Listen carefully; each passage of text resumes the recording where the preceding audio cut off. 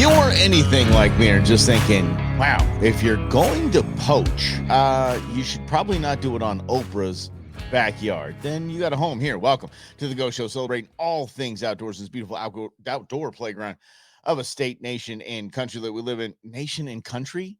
Holy mac, we just started the program, and I already need some coffee. Hang tight.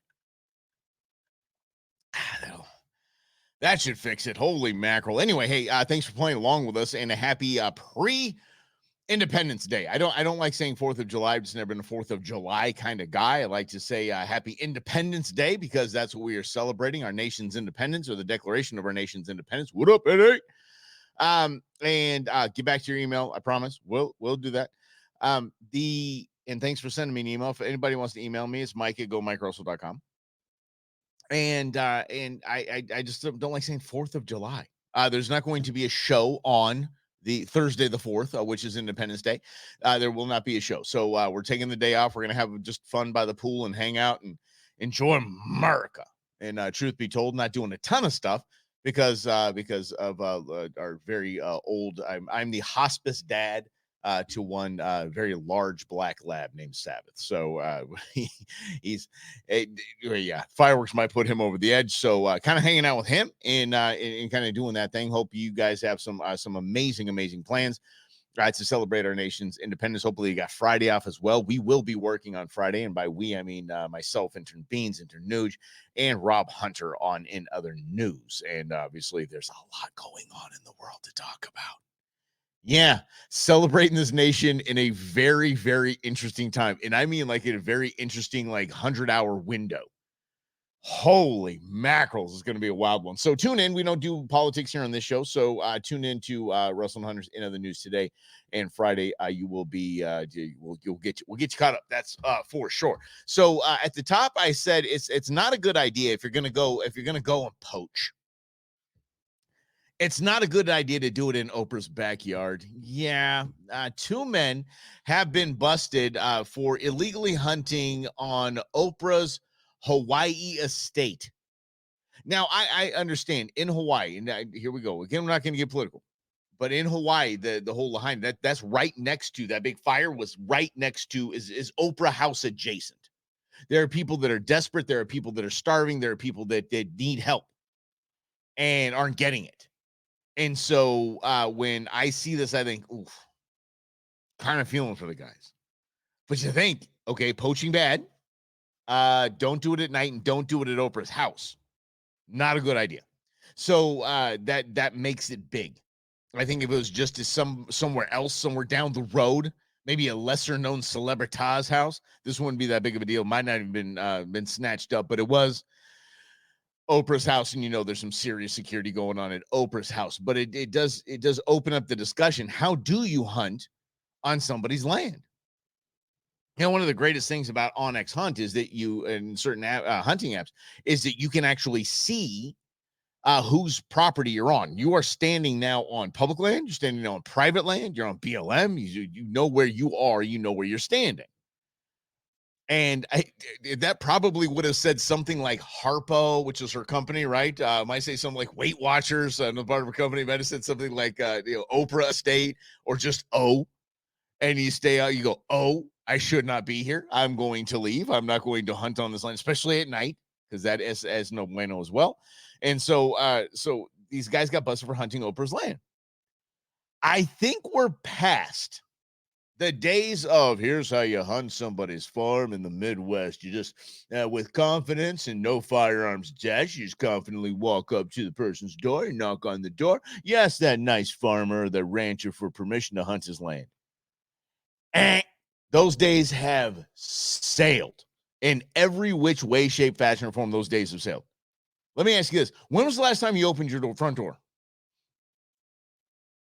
Exactly. So here's what you do. When somebody knocks on, my doorbell rings or somebody knocks on the door, I immediately grab my phone and I want to know who has texted me. I want to know who is trying to reach me but couldn't reach me because my phone maybe a ringer office or something like that. I ain't answering the door. I mean, I understand, and if a couple minutes later goes by and it was actually FedEx that hit their doorbell, like sometimes they do, okay, cool. I don't even have Ring because I don't need it because I'm not going to answer the door. So if I'm a farmer, I'm not answering the dang door, especially with all the lunacy that's going on in farmlands right now. I'm just like, I'm not answering the door. My camping Chad in his old house, he actually had what he called an a-hole gate put on his put on the entrance to his kind of foyer to his to his front door, so no one could just come and try to sell him stuff. He's like, it's locked, man. You can bang on this gate as long as you want. Anyone I want to be at my front door can call me or text me, and I will open the door. And it makes sense. So the days of this is how it used to be for those of you that are new to the biz here. If you wanted to go hunt somebody's land, say somebody's got the farm country, and you just see deer, you see elk, you see all this stuff. I'm going to go knock on this farmer's door. I'm going to ask him if I can hunt it. That's gone bye-bye. It's really gone bye-bye. And they've seen you, by the way, with security cameras and all that. They've already seen you walking up. They've no business in any of that. So how do you do that?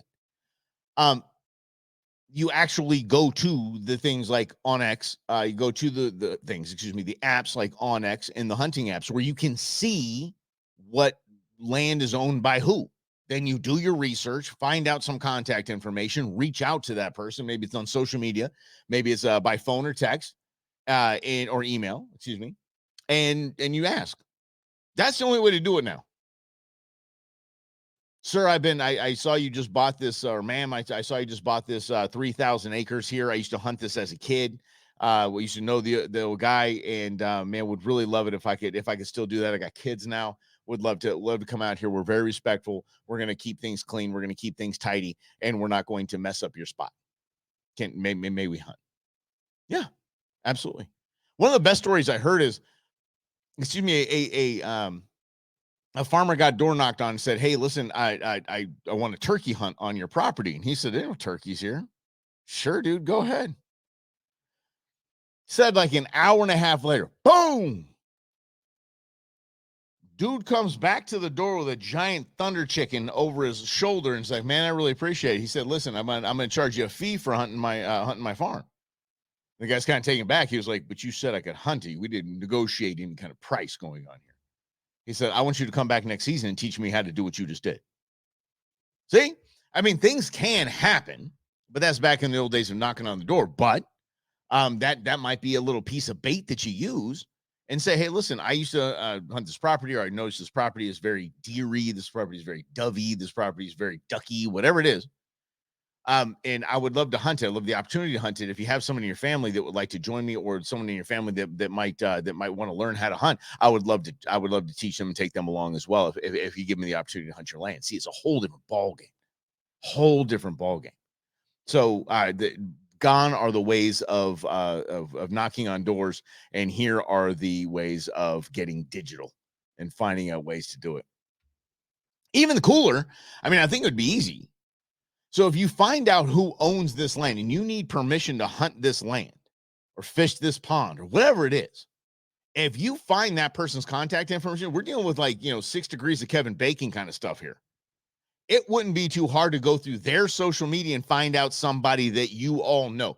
If you live in the same area, I'm telling you, you can probably draw a very quick line from people you know, your circle, their circle. "Hey, listen, I just saw that you own this property. I'm friends with so-and-so on Facebook, just like you are." And that's just a good little kind of crack the door open kind of thing. And it just makes it easy. What's up, Lynn? Yeah.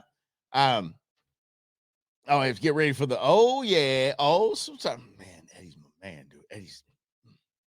Eddie's got a dream gig, y'all. I ain't gonna lie to you. Eddie blows stuff up. We are all, as males, genetically, in the X, when the Y chromosome comes along in our developmental process in the womb. Y means why not light things on fire? That's what the Y stands for. Why not blow things up? And because we all have it as males, we have the gene to just light things on fire. Don't give us a magnifying glass. At 49 years old, you hand me a magnifying glass, I will quickly kind of look at something. "Oh, look, I got a magnifying glass." Second nobody's looking, I'm going to burn something. Period. End of story. Yes. So we'll have the podcast loaded up for you, Eddie, and look for that email as well, pal. I appreciate you sending me an email. The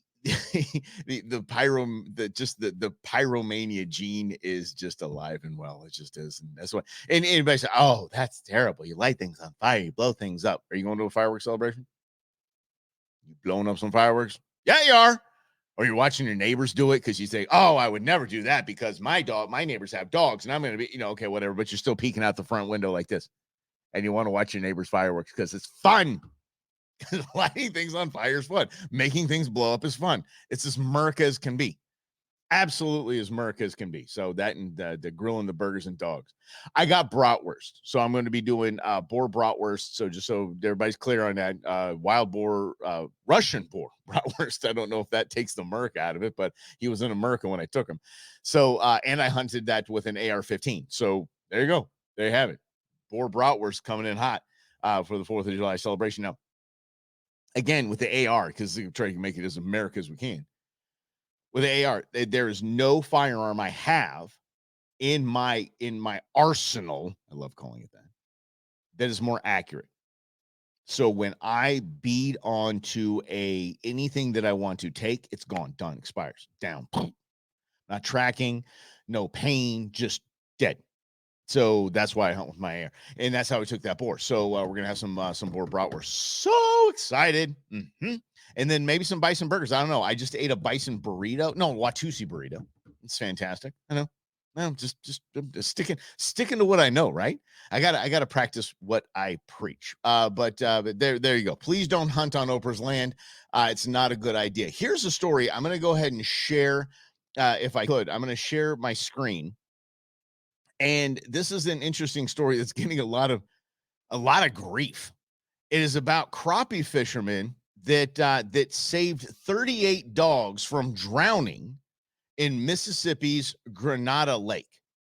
Okay, now if you want your daily dose of vitamin, I'm about to give it to you because this picture is just absolutely fantastic. Share screen. Let's see. Show screen. This is what it does. Here we go. Crappie fishermen. Let's do this thing. Share it up. Here it is. Look at them. Look at all those puppies. Look at all of them. Look at them. Yes, 38 dogs. And this guy's going out crappie fishing. They see all these dogs just flailing around in the middle of the lake. And then see if we can get down for a little cuter picture of them coming in. I don't know. There we go. Here it comes. They're going slow. Look at them all coming in. Look at them all coming in. Looking like I love that. That's my Navy. That's the Navy I want right there. Just a bunch of dogs. Now, so a lot of people, and the reason why this is getting some headlines that people aren't happy. And of course, I'm sharing my screen so I can zoom in. Look at the doggies. Look at them. Look at the doggies. You notice they got numbers painted on them. Why they got numbers painted on them? Why they got numbers painted on them? These dogs have numbers painted on them. So people are like, oh, this is a kill shelter. This is the number of the dog as it goes to slaughter. And this is no. If you look a little closer, this is why. And unfortunately, the article that I just showed you, whoa, it's batting around there. The article that I just showed you does not mention anything about why these dogs are numbered. And just it talks about the story of the crappie fisherman, and that's it. That's all it shows. But if you notice, these guys have, $2,500, $3,000 Garmins on them. This was either a hunt competition or a field trial. That's what this was. So this was actually guys that were the dogs, that were part of a field trial. So when you have those types of field trials, and I'll stop sharing my screen here. When you have those field trials, the judges need to see you out in the field. I have a hard time behind my own dogs finding them in the field. Sometimes it's hard. I mean, they blend in pretty well. And then so you if you're a judge and you've got your binos out, you need to see the number of the dog that's doing what it is to judge the dog.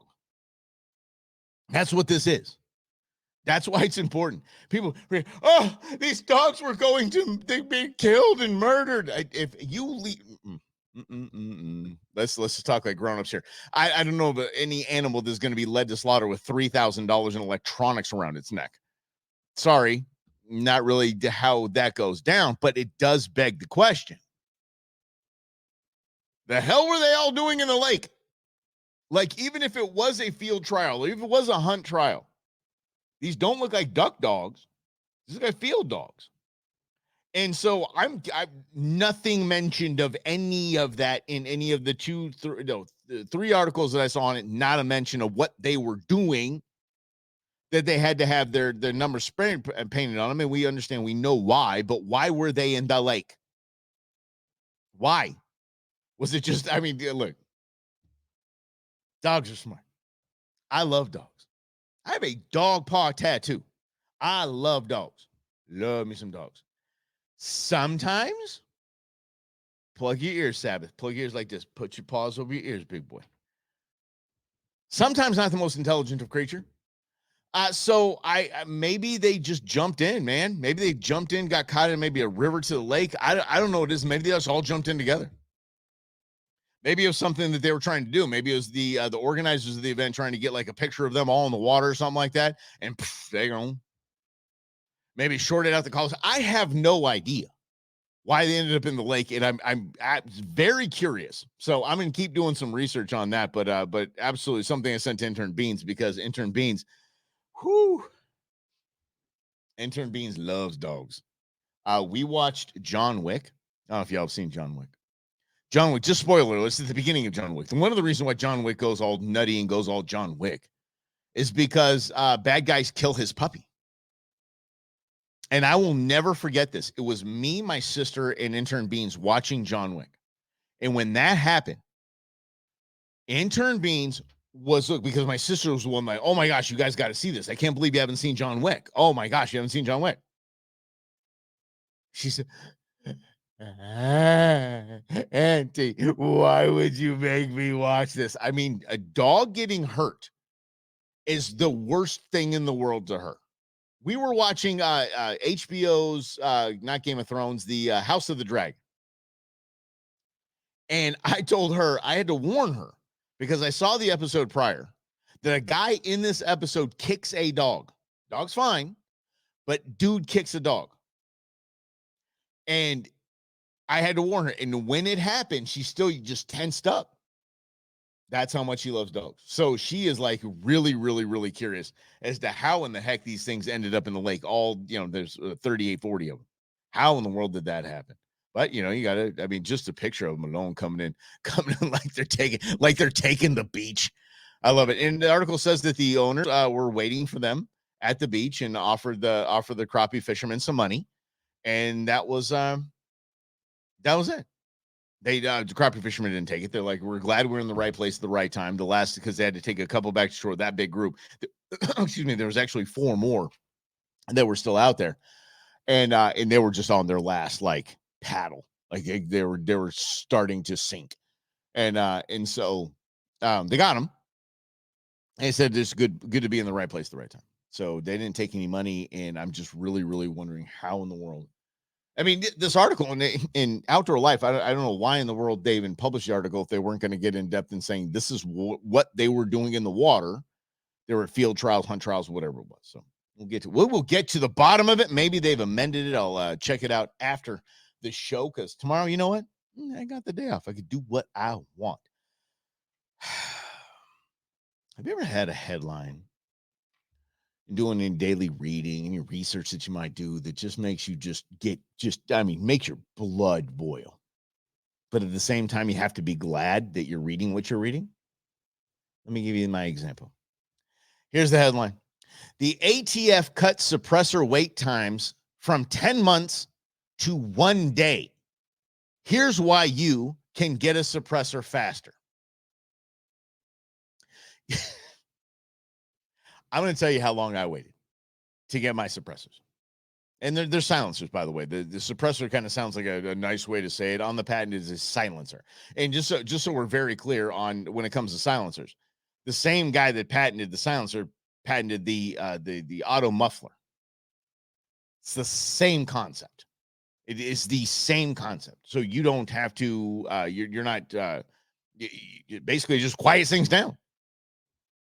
And I got to tell you, if you shoot a lot through maybe it's attached to an AR and AK, and you're shooting a lot in a semi-auto, man, it smells like you're putting your face in some car exhaust. It is, it's bad, but it works. And silencers, by the way, unless you are dealing with maybe 22 rounds or something like that, or maybe subsonic rounds, they don't sound like they do in the movies. It isn't a chirp, chirp, chirp, chirp, chirp. That's my silencer sound from the movies, like the James Bond kind of chirp. No, it's as loud as a balloon popping right by you. That's loud, right? So I'm not again not getting into politics. We're not talking about banning anything. But how they can pull this off in a day amazes me, because to get my silencers, and I bought 3 because I was not going to go through this process again. And the reason why I try to shoot suppressed is that I had 2 brain surgeries. So big loud booms, that concussion is can be absorbed in the front of the firearm. All about it, 100%. So it's basically medical purposes and cool purposes. I'm going to be real. So I had to form a firearm trust. Okay, so right out of the gates, I had to form a firearm trust. I had to get pictured, and like I was getting a passport, I had to get fingerprinted, and I had to send it off and wait with money, with a tax stamp. 200, I believe it's $13 or something like that. It's a little over 200 and change for each of them. So I got 3. So 600 and change. Immediately, the ATF, they call it a tax stamp. Immediately, they cash that money. Tax stamp time. Immediately. A year and a half later, I got my silencers. Because here's what you do. You have to buy them. The firearm store holds them in trust. They hold them in their safe. This was at Scottsdale Gun Club. And it's just because I know Tim Forshee. I'm not a member of Scottsdale Gun Club. Come on. No. I mean, I just, by the way, they have a titanium room with an eye detector. You got to put your eye up to the thing. Eye scanner. Ooh, that's cool. That's so cool. Anyway, so they stayed there until I couldn't get them, until the ATF said, okay, he's not a hardened criminal, or he's not on the tourist list. So I could actually go get them. This headline absolutely ticked me off. 10 months, ATF cuts it down from 10 months to 1 day. How do you pull that off? 1 day. I mean, I have to celebrate that, because it's amazing. I want you to get your silencers. I want you to get silencers. Silencers are fantastic. They're amazing. Congress tried to pass a hearing protection act that took silencers off of the, full auto machine gun list. That's why you have to pay a tax stamp. Because back in the 19, when Al Capone and his buddies were running around, the mob was doing their big Gatling guns and stuff. They had silencers. And so the silencers were the government put a tax on them to basically price everyone out of the market. There's no way you could afford $213 or $215, whatever it is. There's no way, because back in those days, that's over $3,000. Adjusted for today's money, $215 back then was over $3,000 to get a suppressor. And that was just the tax that went to the government for that. Government being government, they never changed the tax amount. They didn't adjust it. They didn't annex it to inflation. So it's still $200. I could do that. So if you see a silencer that's $600, it's $800. Just so you're well aware, plus tax. Yeah, the tax stamp doesn't go away with it. Doesn't do away with the federal and state tax. It's still taxed. Yeah, so it's pretty bad. But it took me that long, and now you just get it today. I mean, tomorrow, next day, whatever. Jeez, go get them. By the way, yeah, nothing like it. You can actually hunt with silencers here in Arizona, which is amazing. So I can take the AR-15, my 22 gauge 22. Can I just add my my 22 AR, and I'm gonna I could put a can on that thing, and I could go rabbit hunting and multiple shots. I'm not gonna need multiple shots, but I could take multiple shots. Yes, silencers are amazing. There is something to look. Keep your eye out for. I forget what month they do it, but the 6 hour days at Ben Avery shooting range, it is absolutely amazing, because you're shooting everything 6 hour makes, and you're shooting it suppressed.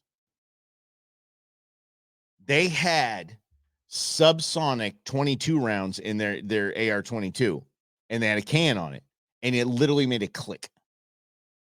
A click. So you're on metal targets with click, ding, click, ding, click, ding. No bang, nothing. It was absolutely amazing. And so there has been a lot of talk, and I help. All right, well, welcome back, Lynn. Hope everything went well. But if you use a silencer on your firearm, that it's a very, very valuable thing. And let me tell you why. For hunting, I get it, and there's practical purposes for that. But again, unless you're using subsonic rounds, like I was talking about with that 22, it makes the sound of a balloon popping. It's loud. So it's not like you're going to get multiple shots at a deer, multiple shots at, whatever it is. But for me, I shoot because it takes away a lot of that, the concussion of the actual expelling of the round. So, but if you use a firearm for home defense, this is where I want you to think about this. If you're going to carry it in your truck, this is where I want you to think about this. Because if you feel like you have to at any time fire a round off inside, you are going to jack up your hearing. Period. You are going to have some sort of hearing loss. If I discharge any of my firearms in the house, I am going to suffer some sort of hearing loss. So if you feel like that's going to have to happen, telling you, nothing wrong with having nothing wrong with having a suppressor on that bad boy. You got that little 9 out there, a little suppressor on there, pop, you're good. Yeah. And it makes, for me at least, it makes all of that. It makes shooting more comfortable. Here's what I want to do, because it is such a big part of our life. And I always talk about, if you pack it in, pack it out, that kind of thing, leave the area better than you found it. There's a concept in the outdoor world called leave no trace. And like the North American model of wildlife conservation, they have certain principles or tenets that I would like to break down for you, because I think it's something. If you say leave no trace, okay, what does that mean? Because it sounds like a good slogan. It looks really good on a T-shirt. Leave no trace. Well, let's break that down for you. So tomorrow, what I want to do is take the day off because it's Independence Day and everybody's going to take the day off. So have a wonderful Independence Day. Friday, I want to come back with FAFO Friday. And then on Monday, we'll go ahead and break down all of the principles of leave no trace, because it's important. And as we change certain legislation on off-highway vehicles and side-by-sides, this becomes even more important. So I want to chat with you about that on Monday, but FAFO Friday, we're definitely going to do that. Come on. We might celebrate an Independence Day version of FAFO Friday. And no, it has nothing to do with England, but hey, England, enjoy your day at work tomorrow. I know it's bad. I got all the jokes. Hey, thanks for hanging with me. Please have a very safe. And remember, the dogs aren't down with a lot of the fireworks. So do what you can for our doggies, and make sure that they're taken care of, and just mellow through the evening. And please do not be stupid and light fireworks out in the desert. There's fire warnings all over the place. There's can't have campfires, can't have any of that thing. So please do not cause a forest fire. Just, come on, represent your people here on the Go Show, celebrating all things outdoors in this beautiful outdoor playground of a state, nation, world that we live in. Have a happy Independence Day. We'll see y'all on Friday at 11 right here on the Go Show. Have a great one, everybody. Be safe. All right.